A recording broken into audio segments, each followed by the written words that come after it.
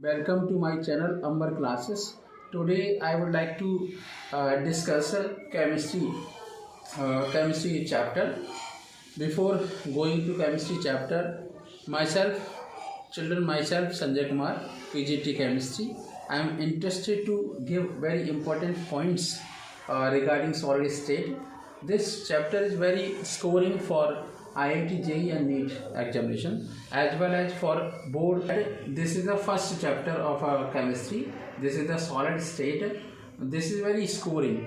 In this chapter only one numerical problem, but all questions are very important. In lower classes, 11th class, we have discussed about gases and liquid, but in 12th class we have to discuss about solids. So first of all we have to see that what kind of solids are. Anything which we observe, which has a definite shape, definite volume and definite mass, these are called as solids. We know that solid does not compressible. Solids are a rigid. If we see some important properties of solid, these important properties of solid are the intermolecular distance in solids are very short and intermolecular forces are very strong. That is why all solids are rigid in shape. Most of solids are incompressible. Due to the rigidity. And if we observe different kind of solid, we observe that there are two types of solids. First one is crystalline solid, second one is amorphous solid. So first of all we have to discuss all type of the crystalline solid, because this chapter is stand for crystalline solid. Everyone know that all kind of metals and other kind of substances like graphite, silicates and boronitriles are crystalline solids. These crystalline solids are classified into four groups. Number one is molecular solids. These molecular solids are also different kind of. So first of all we have to discuss about the crystalline solid. All crystalline solids have a definite shape. In crystalline solids, regular arrangement of constituent particles are present. They have a long range order. It means they have a fixed mass, volume, etc. as well as their melting and boiling points are very short.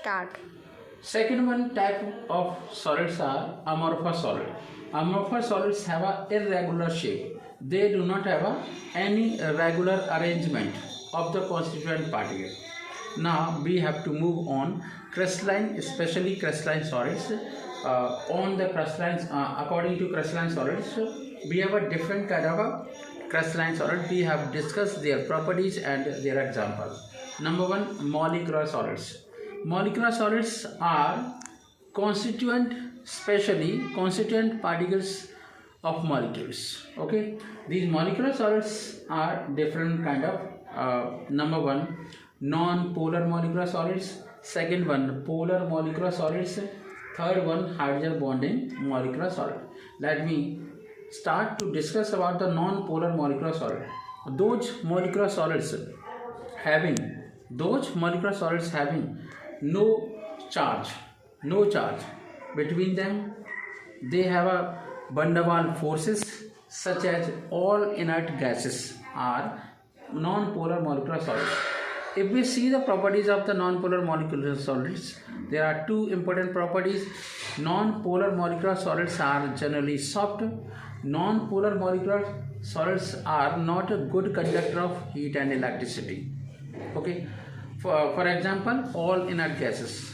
Now second one type of molecular solids are polar molecular solids. For example, solid HCl, solid sulfur dioxide. In this polar molecular solids, partially positive charge and partially negative charge is present between the two covalent bonding atoms like hydrogen and Cl. So if we do the comparison of melting and boiling point comparison to non-polar molecule, polar molecular solids have a higher melting and boiling point comparison to non-polar molecular solids. Polar molecular solids are also soft molecular solids. Now we have to move on third type of the molecular solids. These are hydrogen bonding molecular solids. As we observing that FON means fluoride, oxygen and nitrogen. Whenever hydrogen comes between these kind of more electronegative atoms like hydrogen, sodium, so hydrogen, nitrogen, oxygen, that hydrogen make a hydrogen bond. So we are observing that this bond is a hydrogen bond, while H continuous bond fluorine is a covalent bond. These hydrogen bonding compounds having more covalent bond, more boiling point. Okay. Now second one type of compounds are ionic solids. These ionic solids are positively and negatively charged. Ionic solids are very hard and brittle. So we are observing ionic solids. First of all, think about the metal and non-metal. Metals are those elements which give electrons from outermost orbit and become a cation. And non-metal are element which accept electron and become a negatively charged anions.